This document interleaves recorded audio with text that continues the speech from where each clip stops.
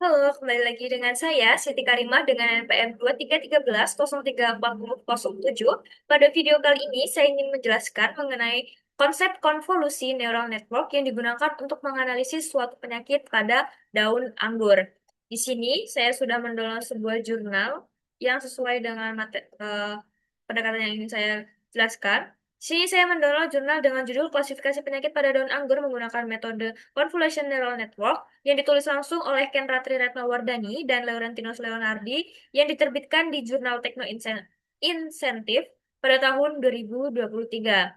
Nah, latar belakang dari penelitian ini sendiri itu dilatar belakangi oleh pengidentifikasian penyakit oleh para petani yang hingga saat ini itu masih melakukan identifikasi manual sehingga hasil yang didapatkan pun itu tidak akurat mengenai penyakit tersebut. Oleh karena itu, penelitian ini pun menggunakan yang namanya CNN atau Convolutional Neural Network sebagai identifikasi untuk mengidentifikasi penyakit yang ada di daun anggur tersebut.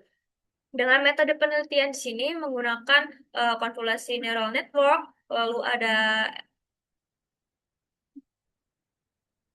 dropout, lalu ada optimizer RMS probe, dengan beberapa rumus-rumus yang digunakan. Nah, lalu apa sih konsep konvolusi itu sendiri? Nah, konsep konvolusi merupakan proses utama dalam CNN atau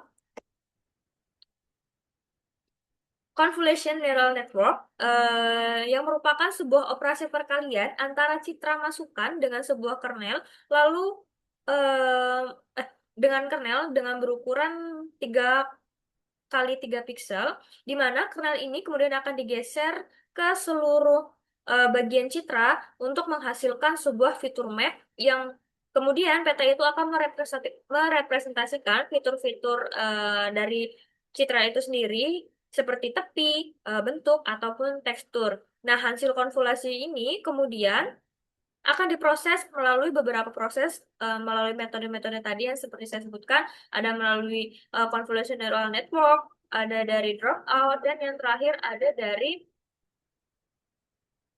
RF optimizer RMS probe. Kemudian berdasarkan penelitian ini juga, maka hasil yang didapatkan eh, oh sorry maaf. Pada penelitian ini itu penguji itu menguji dan membandingkan 3 arsitektur CNN sekaligus. Dapat lihat di sini, ini adalah arsitektur CNN pertama, lalu ini adalah arsitektur CNN kedua dan CNN ketiga. Nah, mengapa demikian? Eh, penul, eh, Penulis ini sendiri menguji arsitektur ini karena arsitektur ini memiliki beberapa lapisan berbeda. Contohnya seperti pada arsitektur pertama, yang ini. Nah, arsitektur pertama ini memiliki sekitar 4 lapisan, sedangkan untuk arsitektur kedua ini dia memiliki jumlah lapisan itu hanya 3, dan arsitektur yang ketiga itu memiliki jumlah lapisan 5 lapisan. Nah, secara umum struktur ketiganya itu hampir serupa, yaitu berupa citra masukan yang dimasukkan ke lapisan konvolusi, kemudian diikuti oleh rule, lalu max pooling, dan proses ini akan diulang beberapa kali. Dan setelah itu, hasilnya akan diflattenkan menjadi vektor, lalu masuk ke bagian fully connection layer untuk mencegah overfitting. Kemudian, digunakan lapisan dropout dengan probability 0,5 dan lapisan terakhir yaitu ada softmax untuk menghasilkan probability 3 kelas yaitu Blackroot, Black Mesel, dan Healthy.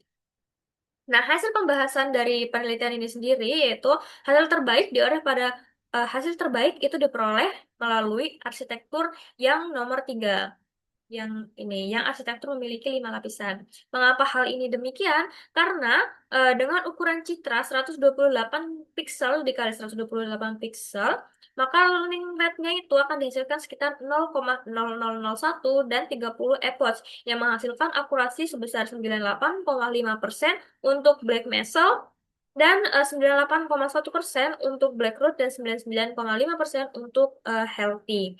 Dan hasil tersebut dapat disimpulkan bahwasanya semakin banyak lapisan konvolasi yang digunakan, maka akan baik pula kemampuan model tersebut dalam mengekstraksi fitur Sehingga akurasi untuk mengidentifikasi suatu penyakit melalui metode ini itu akan terasa lebih akurat ketika kita mengujinya dengan banyak lapisan. Boleh saja menggunakan dengan beberapa lapisan atau menggunakan 3 lapisan, 4 lapisan, namun akan lebih baik ketika data itu akan terasa lebih akurat dengan pengujian melalui 5 lapisan. Walaupun akan terasa lama, namun hal ini itu akan membuat identifikasi yang dihasilkan itu lebih akurat. Ini sendiri tabel pengujian hasilnya tadi. Ini Blackroot didapatkan hasil seperti ini dengan gambar akurasi dan nilai lossnya.